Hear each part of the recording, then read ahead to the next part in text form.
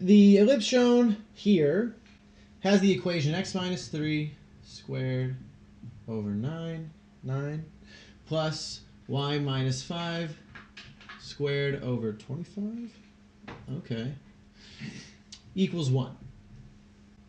Which of the following ordered pairs are the foci of the ellipse? All right, one of them is a focus, two of them are foci.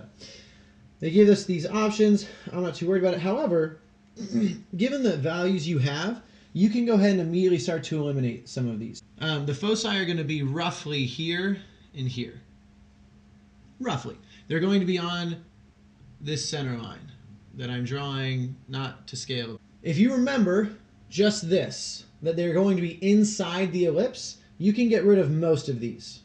B is going to be 3, 0. So B is here, so B's wrong. C is also there, that's wrong.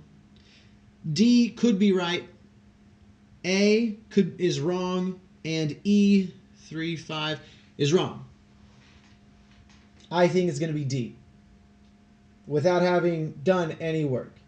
The way to solve for this is not difficult. It is just something that you may not be familiar with, which makes it seem very difficult at the time. The way to find this is we're going to say C, some value C, is going to be equal to the absolute value of 9 minus 25.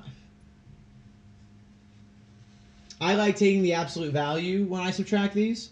Otherwise, you're going to put 25 minus 9. You just want a positive value. So C squared. So C squared equals 16.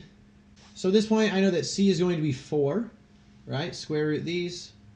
We know that the center of this ellipse is going to be 3, 5. The general equation for ellipse is x minus h squared plus y minus k squared equals 1. And this is over a squared and b squared. And then we have that c squared equals a squared minus b squared, or c squared equals b squared minus a squared, depending on which is bigger. What we know then is we end up with a c of 4. But what do we do with that value?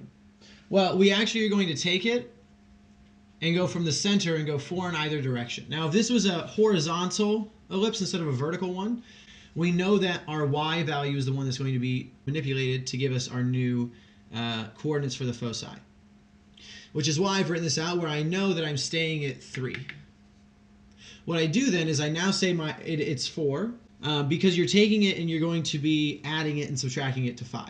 So I'm subtracting it and I'm going to get 3, 1. Right, something about there, and then I'm going to get 3, 9, because I'm adding it, which is going to be something up there. Probably a little lower and a little higher, but generally that's what it's going to look like. What I said earlier is this is what it was going to be.